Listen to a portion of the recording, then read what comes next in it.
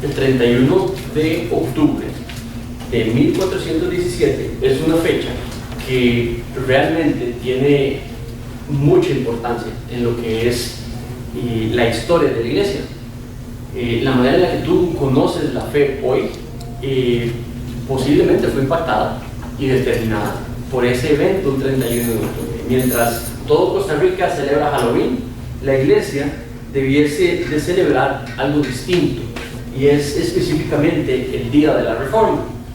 Y es un evento que tal vez para algunos de nosotros pasa desapercibido, para otros sabemos que ya está, pero tal vez no le damos el lugar que le debiéramos de dar. Y creo importante, debo de confesarme que no pretendía hacer un día para hablar de él, pero después creo que el Señor me confrontó y hicimos un cambio abrupto y aquí estamos. Entonces, espero que pueda que algunos de ustedes, algunas de estas femeninas sean parecidas y les sean conocidas. No es lo mismo de lo que en el pasado he enseñado, pero este sermón es una estructura que me regaló uno de mis mentores y nos lo regaló a todos sus discípulos para que pudiésemos enseñarlo el día de la Reforma. Entonces, creo que fue el 31, fue el viernes, el jueves. Entonces, dando honor a esos hombres y a esas mujeres que dieron su vida para que usted y yo hoy podamos gozar la fe que gozamos, para volverla a sacar del baúl de los recuerdos y tenerla aquí presente, tal y como la conocemos, el Evangelio. Entonces, honrándolos, creo que es una preciosa tradición que tenemos detrás, la iglesia cristiana evangélica, de poder celebrar al Dios que gobernó esa fecha y que movió a muchos hombres y mujeres a hacer esa fecha algo especial. Entonces, lo primero que quiero, estoy diciendo, voy a poner aquí, porque ustedes no me quieren oír toda la mañana. Entonces, yo tampoco.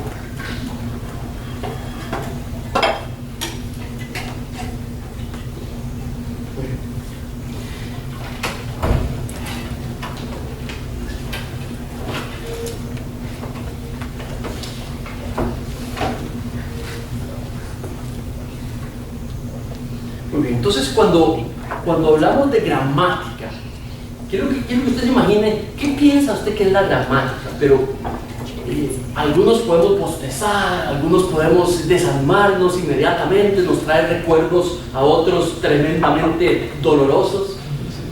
Pero no sé si usted sabe, pero usted es un experto, usuario de la gramática. Usted la usa de manera perfecta todos los días. Y basado en eso, es algo que es muy importante. ¿Por qué? Porque hace 1300 años, después de la cruz, 1300 años después, la iglesia hizo algo. Se fue separando en el curso de esos 1300 años, se fue separando la iglesia de la Biblia poco a poco. Y al final de esos 1300 años, la iglesia practicaba cristianismo prácticamente sin darle mayor atención a la Biblia. Porque la autoridad de los líderes en ese tiempo, 1300 años después, la autoridad de esos líderes era superior a lo que la Biblia decía. Al punto que cualquier reunión de estos líderes podía cambiar, interpretar, redirigir cualquier cosa que estuviese en la Biblia. Entonces el cristianismo existía de manera que la Biblia era autoridad, pero los líderes tenían autoridad sobre la Biblia.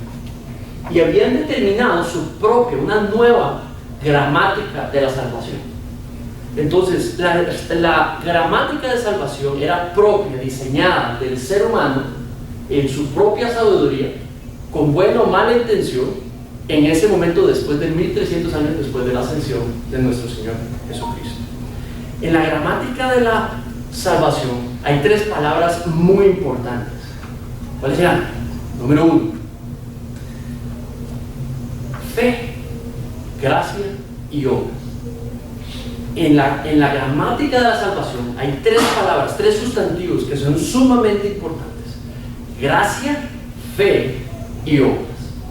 Ahora, el problema era que en ese momento la iglesia le había colocado ciertas preposiciones a la par de cada una de esos sustantivos, pero lo habían colocado de una manera incorrecta y habían distorsionado esas pequeñitas palabras que usamos, por, ante, por medio. Esas proposiciones las habían colocado de una manera que distorsionaban el bíblico concepto de lo que es la fe, la gracia y las obras. Entonces lo que sucede es que hoy lo que celebramos es el 500 y un poquito aniversario de lo que sucedió un 31 de octubre de 1517. Y lo que sucedió era que unos monjitos y unas monjitas se habían puesto a reflexionar sobre la manera en la que la iglesia enseñaba cómo una persona se salvaba. Estos monjes específicos, estas monjas específicas empezaron a reflexionar cómo funcionaba su fe, cómo funcionaba el cómo de la salvación. Y de pronto empezaron a darse cuenta que algo no les cerraba. ¿Saben qué? Como decía mi abuelo, algo que olía mal. ¿A usted no le ha pasado eso? Que hay veces que algo le huele mal. Hace un montón de tiempo, cuando era soltero, jugué un partidazo de fútbol un sábado. Llegué agotado en la noche a la casa, fui a dormir. Al día siguiente me monto en el carro de mañanita, iba no me acuerdo dónde, y donde me meto en el carro y cierro el carro, ¿verdad? Aspiro profundamente un olor y viene a mi mente el pensamiento de que algo no huele bien. Y entonces registro el carro inmediatamente, ¿verdad? Y lo que me encuentro es una media sudada del partido del sábado. Pero igualmente, es algo que usted puede detectar, un olor ¿a qué? A quesillo. Estos señores lo que hicieron es algo parecido, ejercitaban su religión y llegó un momento donde dijeron, aquí algo no huele bien, huele a quesillo. El punto era que su fórmula, la que les habían enseñado de salvación, el cómo de la salvación, decía lo siguiente: si usted hace una serie de ritos, esos ritos lo colocan en una posición de justicia ante sus pecados, por sus pecados ante Dios. Pero entonces de pronto salían a la vida diaria a volver a practicar y se daban cuenta que volvían a cometer exactamente los mismos pecados. Y luego el ciclo volvía a empezar. Vuelvo a hacer las cosas por las cuales pago por mis pecados y soy colocado justo frente a Dios, y vuelvo a terminar deseando y repitiendo las mismas cosas. Y veían una ausencia de transformación. Y entonces lo que empezaron estos señores a decir es: no hay diferencia entre nuestra religión y las otras. No hay nada que marque una distancia realmente, no trabaja el corazón de la persona. Y se empezaron a sospechar que algo estaba muy mal. Entonces, tres palabras importantes en esa gramática. ¿Cuáles eran? Gracia y obras. El problema era que el orden lo tenían incorrecto y las proposiciones que definían esos sustantivos cambiaban y tergiversaban lo que realmente significaba cada una de esas palabras. Entonces, como les dije, empezaron a través de un periodo de tiempo, más o menos unos 200 años, después de esos 1300, un poquitito antes y un poquitito después, la iglesia necesitó 200 años levantando hombres y mujeres en ese proceso, que levantaron su mano para decir: en nombre de la gracia de Dios, aquí hay algo que hemos interpretado mal. Algunos de ellos reconocidos, un primero, John Wycliffe, se levanta y en su tiempo se dio cuenta que la Biblia la Biblia estaba oculta, no era de acceso directo a las personas no podían leer la palabra de Dios, y entonces él decide contra las reglas de su tiempo y traduce la Biblia, y la traduce al inglés, e inmediatamente le cae, inmediatamente apagan. Pero fue uno de los primeros precursores de llegar y decir: debiéramos de tener derecho a leer la Biblia. O sea, en ese tiempo la Biblia, como les expliqué, no había permiso para tener interpretación personal, y que lo que John Wycliffe pensó es: debiera la gente poder interpretar su Biblia, poder leerla y por supuesto interpretarla de una correcta manera. El siguiente es John o Juan Huss, después de él, e igualmente este ya es más teólogo y él lo que hace directamente es atacar. Estamos practicando una mala teología. El cómo de la salvación lo hemos perdido y no hemos ido a la Biblia. Y a John Huss lo disciplinaron en fuego y lo quemaron vivo y lo castigaron y acallaron su voz por un ratito. Dice, hay un video que les pusimos en el chat sobre la reforma, la historia de la reforma. Les recomiendo que lo vean. Ahí está solamente gratis ese video por este periodo de tiempo. El ministerio de Ligoniers lo va a empezar a cobrar pronto. Entonces hay una ventana para que usted lo vea, después de ahí va a tener que pagar para verlo. Y lo pusimos en el chat de la iglesia. Bueno, anoche estaba viéndolo y dice que cuando quemaban a John Huss, él llegó y dijo, ¿verdad? Yo soy como un, ¿qué dijo? Ustedes lo que hacen hoy es callar un ganso, pero si dentro de tiempo pronto se va a levantar uno que no van a poder callar. ¿Qué es un cisne? ¿Verdad? Y se dice de que Martín Lutero se consideró ese cisne que de alguna manera anticipó Juan Huss, uno que no pudieron callar. Y entonces se levantó una voz de entre todas las que se habían levantado y habían podido callar, una que lo que hizo fue introducirnos y ponernos en más que simplemente un acto de revolucionario, pero en un movimiento revolucionario. Un movimiento que lo que haría era insertar la iglesia en un tren, algo que no pararía nadie y algo que continuaría y continúa de hecho hasta el día de hoy. Y entonces lo que hizo el Señor fue levantar un hombre, uno que hablaba de una manera sumamente directa y tosca, un hombre que era, es como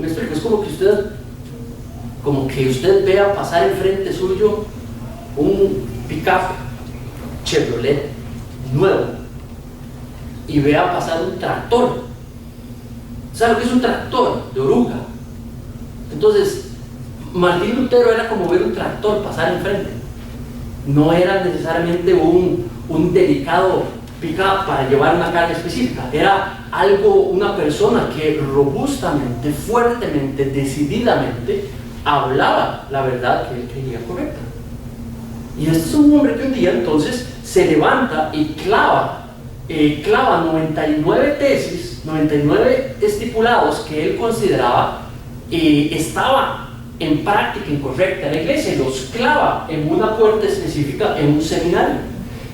Lo que la gente no entendió es de que esa acción de él lo que buscaba era debatarnos sobre esto dentro del mismo seminario. Era una práctica que los teólogos, los profesores, este era un monje que era profesor de teología en este seminario, entonces clava las tesis y eso le enviaba una señal a los demás profesores para que se sentaran a debatir en público con los estudiantes enfrente. Pero algunos estudiantes toman esas tesis y lo que hacen es que se las llevan y las empiezan a publicar y las esparcen, y cuando se dio cuenta en una cuestión de una semana se había vuelto un chisme, se había vuelto propagado completamente y la gente se había levantado.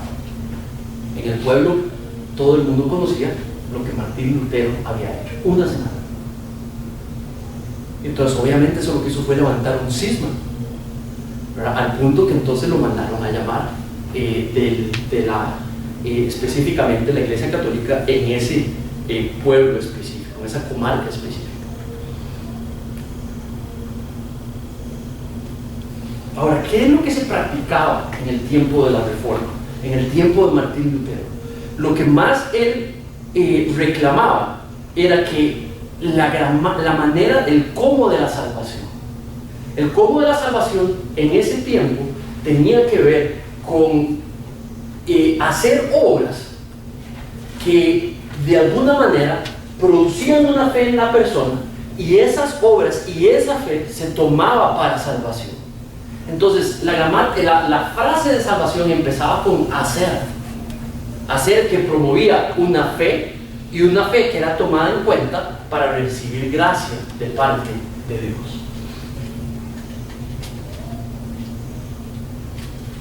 Este es el tiempo de las indulgencias, este es el tiempo de la penitencia.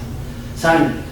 Piensa en su concepto de arrepentirse. No me lo digan, nada más piensa. ¿Qué es arrepentirse?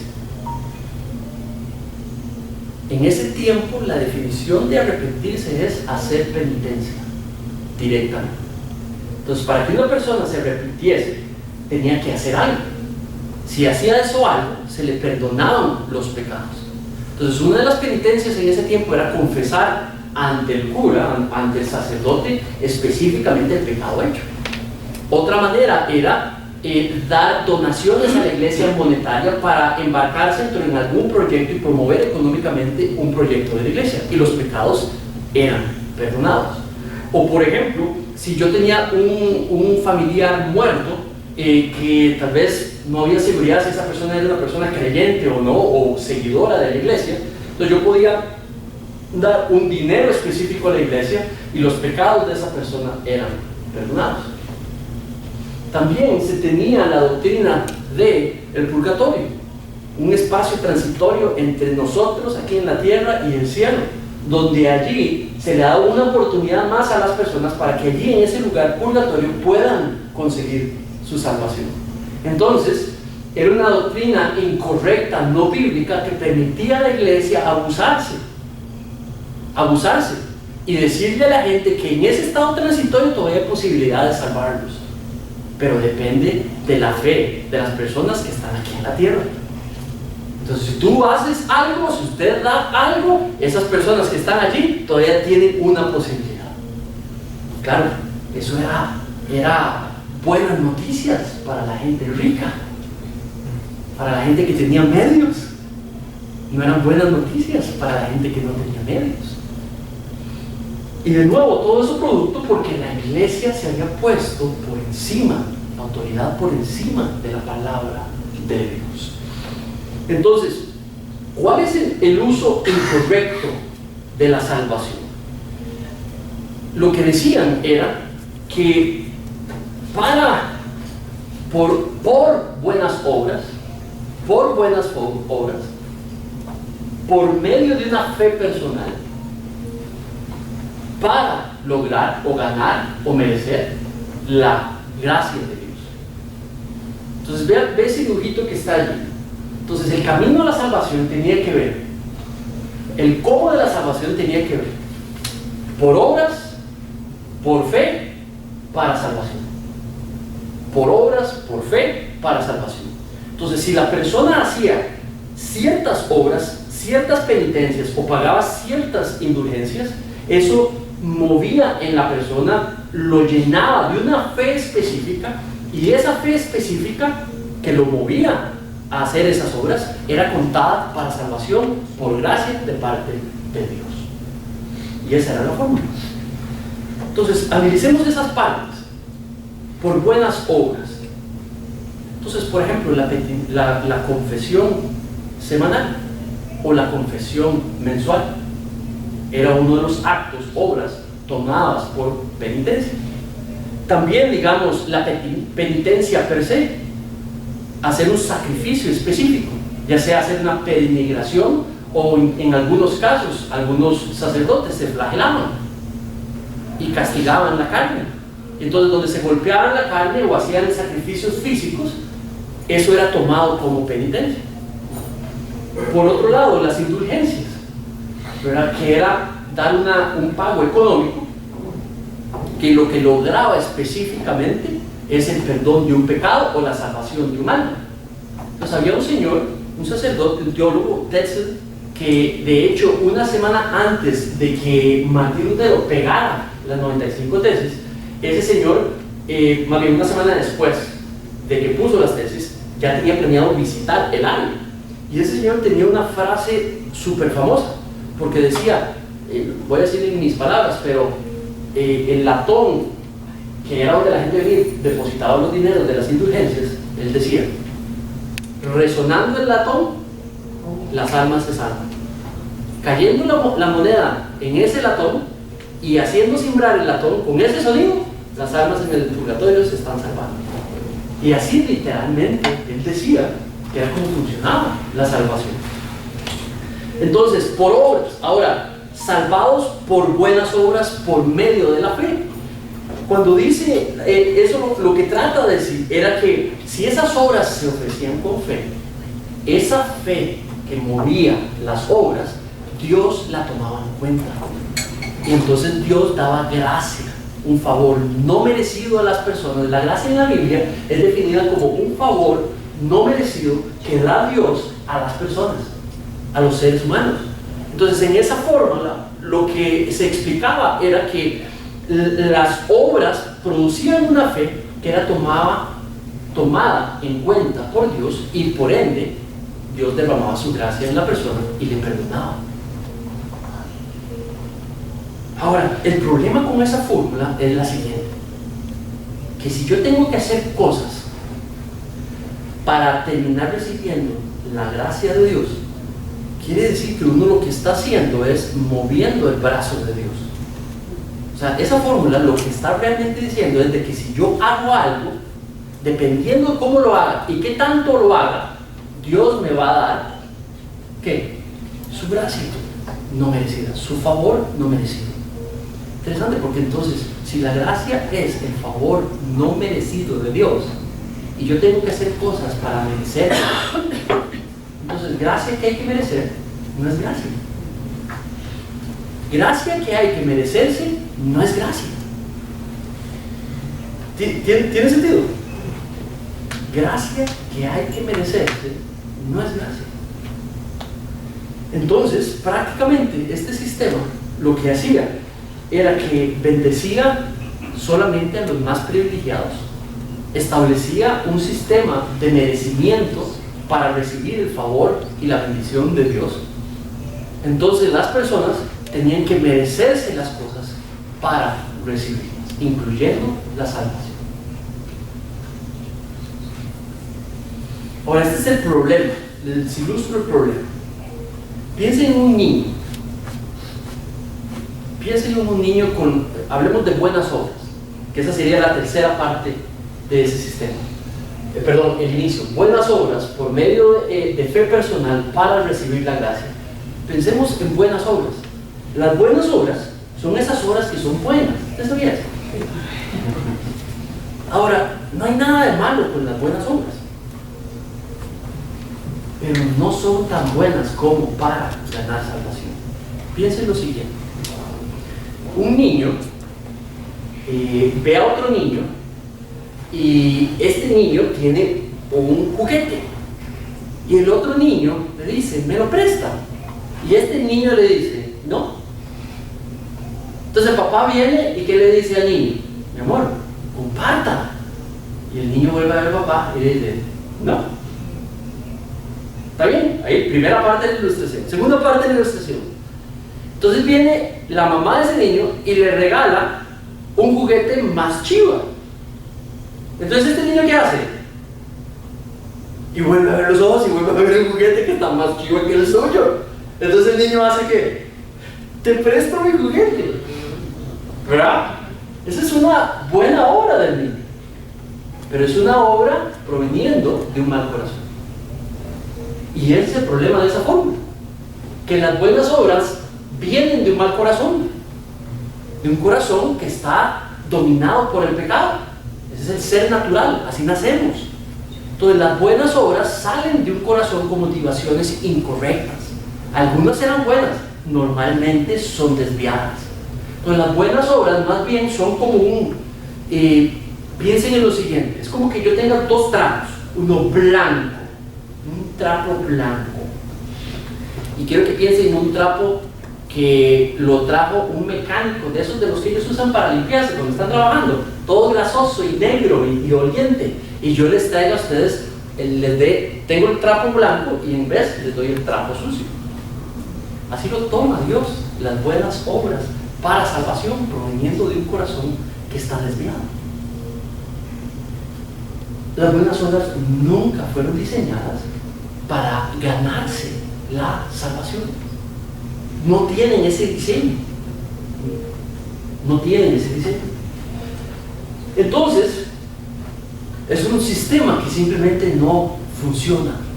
No es tomado en cuenta por Dios y no obtienes la salvación. Ahora, entonces, ¿cuál es el cómo de la salvación?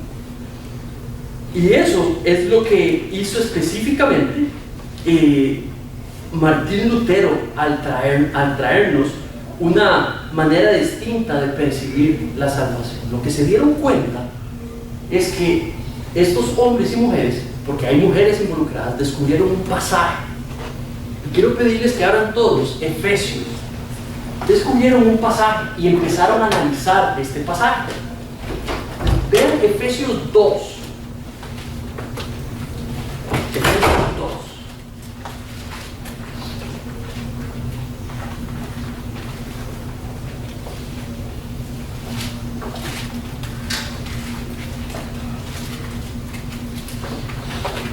Y vete porfa al versículo 8 y vamos a leer. Efesios 2, versículo 8, 9 y 10. Y dice así: porque por gracia sois salvos por medio de la fe. Y esto no de ustedes, pues es don de Dios, no por obras, para que nadie se gloríe, porque somos hechura suya, creados en Cristo Jesús para buenas obras, las cuales Dios preparó de antemano para que anduviésemos en él. Hay algo que notaron allí, que los sustantivos y las preposiciones, los sustantivos tenían un orden distinto de la fórmula que se les había enseñado y que ellos practicaban. Descubrieron que tal vez esto que encontraron allí era lo que olía mal, era lo que venía estando oliendo mal, y de lo cual era la base de la fe que habían practicado y de la religión que habían formado. Entonces los sustantivos son los mismos, ahí está gracia, ahí está obras, ahí está fe, pero el orden en este versículo es distinto. Veámoslo juntos aquí en la pantalla y usted lo confirma ahí en su pasaje. Dice, en el orden primero dice, es por gracia. Dice, porque por gracia son salvos.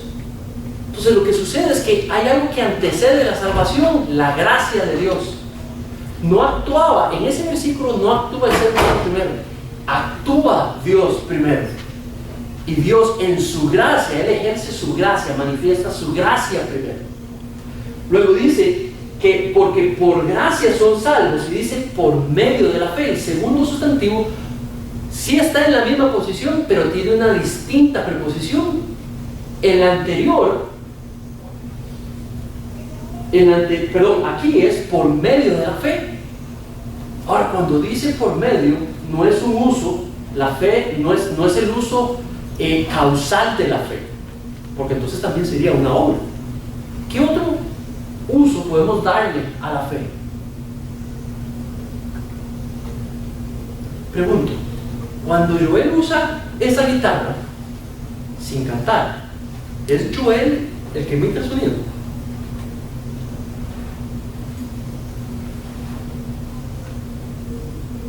Nadie nos respondió, ¿no entendieron?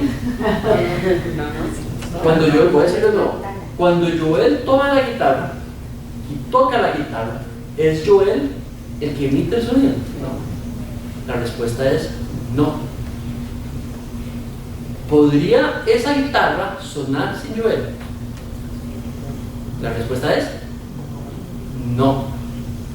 Entonces, él es lo que sucede. ¿Cuál es el rol de la guitarra? Es un uso, es la guitarra la que está efectuando el sonido, es Joel el que está efectuando el sonido. Bueno, ¿quién tiene un rol instrumental? ¿Quién tiene un rol instrumental allí? La guitarra es el instrumento. El instrumento. Igualmente es la fe. Es el instrumento que Dios usa. Es el instrumento, es un uso instrumental, no es un uso efectivo de causa. Nuestra fe no causa la salvación, sino sería una obra. Pero nuestra fe es la manifestación, es el instrumento que Dios utiliza para poder depositar la salvación, la cual Él de antemano preparó e hizo posible para ti y para mí. Ahora vean lo que dice al final. Dice, para buenas obras. Entonces, tiene que ver con gracia primero.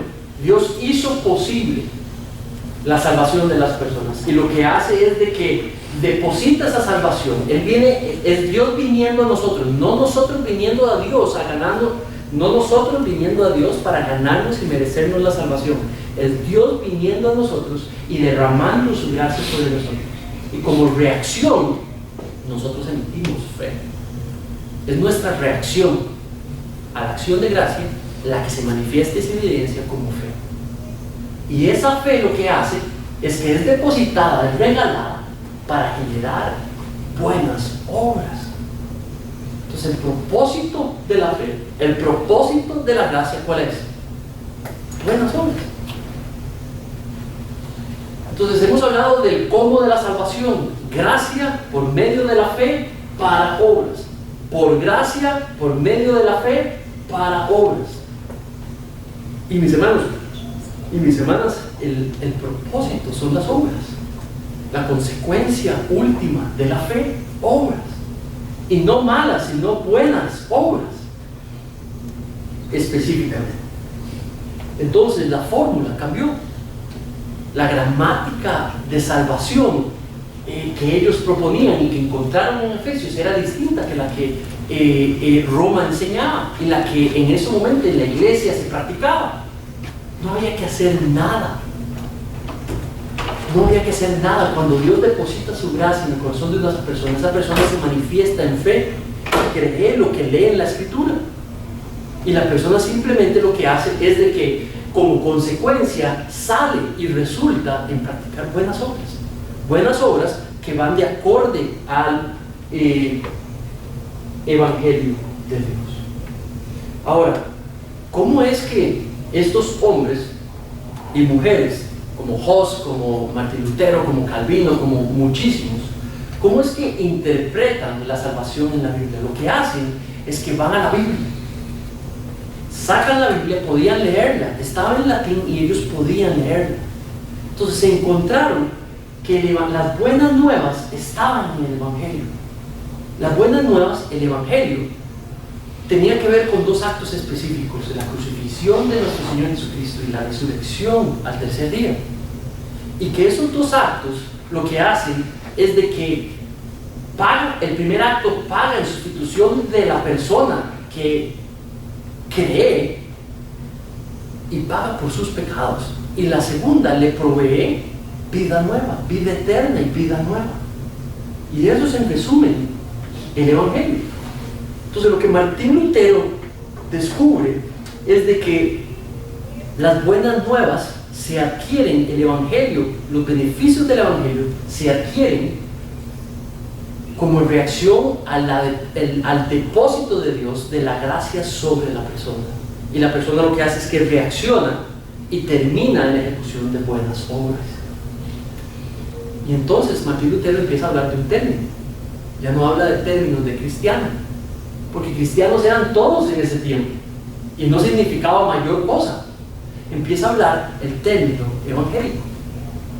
Y entonces lo que él resalta es el término evangélico. ¿Sabe? Yo soy cristiano y yo soy cristiano evangélico. Si usted me pregunta, ¿soy cristiano protestante? No, yo no soy cristiano protestante. Eso fue un movimiento específico muy cerca de ese tiempo, pero no todo evangélico es protestante, ni no todo protestante es evangélico. Entonces, evangélico es el término que yo quiero sobresalir hoy, hacer sobresalir hoy. Lo que él empezó a hablar es que el cristiano debe de ser evangélico. El cristiano verdadero debe de ser evangélico. Por lo tanto, una persona que cree, una persona que vive y una persona que comparte ¿qué? El Evangelio de nuestro Señor Jesucristo. Entonces es un término que empezó con él, está en la Biblia. ¿verdad? Pero lo utilizó y empezó el movimiento evangélico. Entonces, cuando las personas preguntan, ¿y familia de fe qué tipo de iglesia es? Es una iglesia evangélica. ¿Por qué es una iglesia evangélica? ¿Es una denominación? No, no es una denominación. Lo que está diciendo es que está constituida por personas que creen, que viven y comparten el evangelio. Usted va y le pregunta a cristianos, personas hoy en Costa Rica, que se catalogan católicos o que se catalogan no católicos pero cristianos, y usted les pregunta, ¿me puede explicar el evangelio? Alrededor del 60% o más no pueden explicarlo, no saben qué es. Me he encontrado misioneros aquí en Costa Rica y me he encontrado pastores aquí en Costa Rica que usted les pregunta, ¿me puede dar el evangelio de nuestro Señor Jesucristo? No saben cómo explicarlo.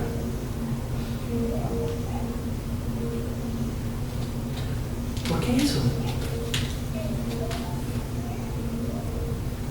Hay una conferencia en ¿cuándo es? Noviembre, la de la gracia, por tu gracia, es en noviembre, al final de noviembre.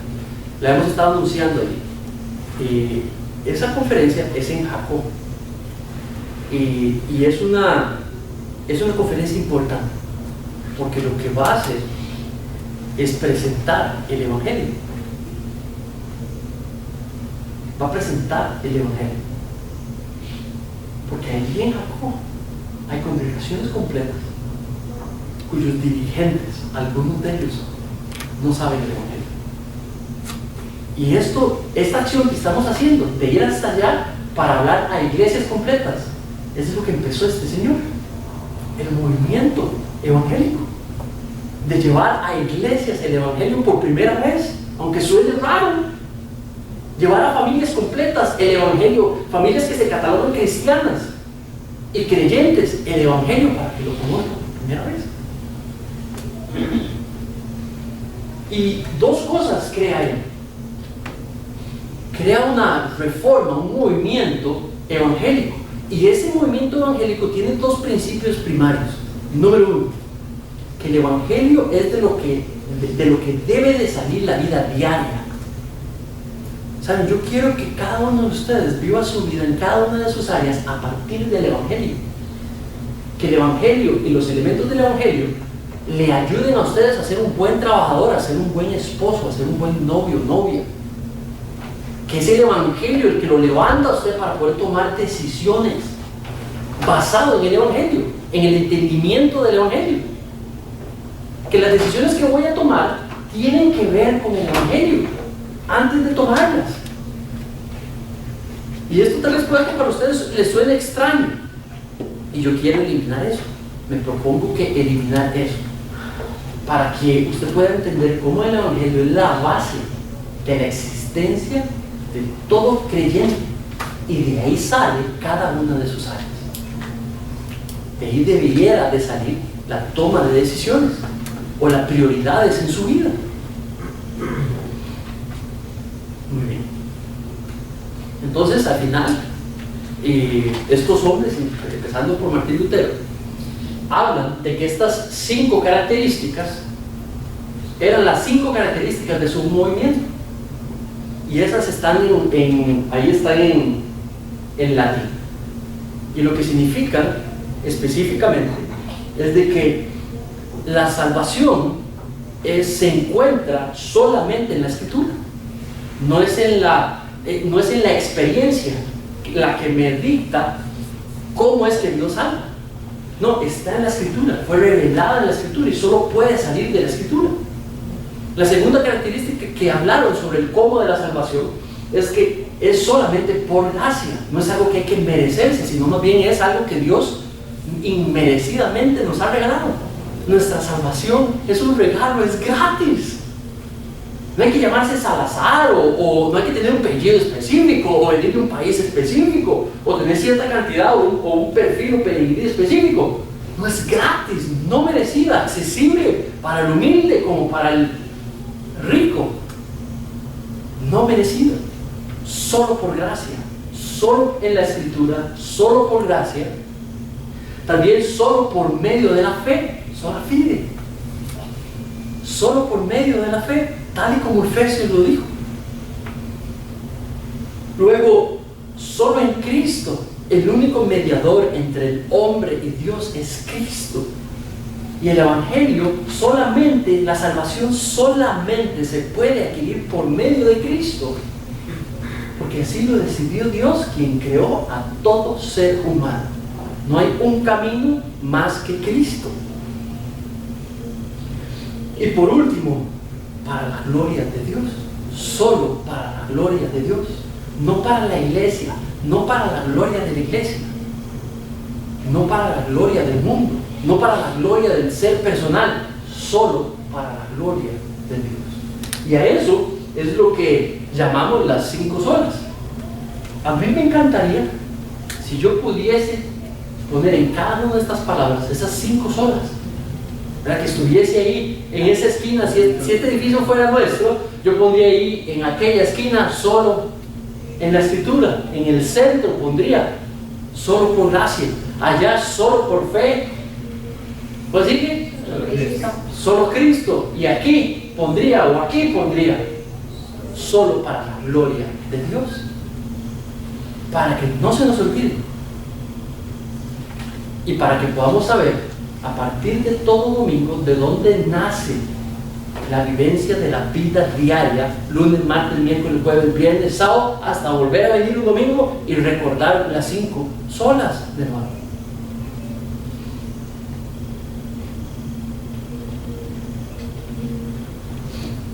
Se los dije, la gramática es importante y ustedes son expertos. Nuestra salvación viene por gracia, por medio de la fe, para buenas obras. Las obras buenas, agradables a Dios, de la cual resulta una fe sincera, no las determinas tú ni las determino yo. Las ha determinado Dios.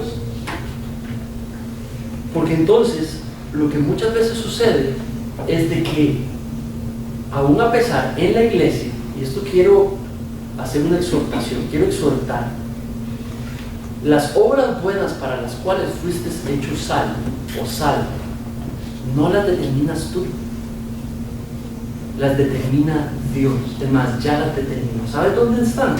Están aquí. ¿Ok? Y hay una, dentro de muchas, que se llama llevar el Evangelio a las otras personas, compartir el Evangelio a otras personas. Y esa es la misión principal, esa es la misión principal de la iglesia cristiana, hacer discípulos. Entonces hay 2 roles que puedes tomar: presentarte para seguir creciendo como discípulo y ser discípulo, y ayudar a ser discípulos. La semana anterior les mostré la disciplina de alguien que está decidida a ser discípulo de Cristo, que se congrega y se congrega constantemente. Y hemos hablado también de otras disciplinas espirituales. Ahora, para ser discípulos se necesita del servicio de las personas, del compromiso tuyo y mío. Hacer discípulos está marcado en la Biblia en el contexto de la iglesia local. No es independiente de la iglesia local. Entonces, un cristiano y una cristiana no puede declararse autosuficiente y decir: lo que yo ya hago, por ejemplo, en el trabajo, ya es servicio, es suficiente. No, porque usted no determina lo que son buenas obras, las determina Dios. Eso es arrogancia. Eso es ponerse en autoridad sobre lo que Dios ha dicho. Dios quiere hombres sanos, mujeres sanas, que se pongan a servir al Señor, que se, ¿sabe qué? Que se, ¿cómo se dice? ¿Cómo le llamamos a esto? Ajá, que sacrifique, que se soque la faja y que se ponga a trabajar por el Evangelio. Y en esta iglesia necesitamos gente. En esta iglesia no estamos sirviendo todo. En esta iglesia estamos sirviendo solo el voluntario.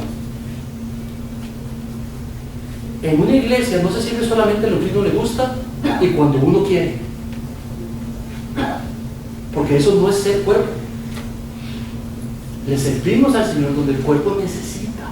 Y el cuerpo necesita siervos.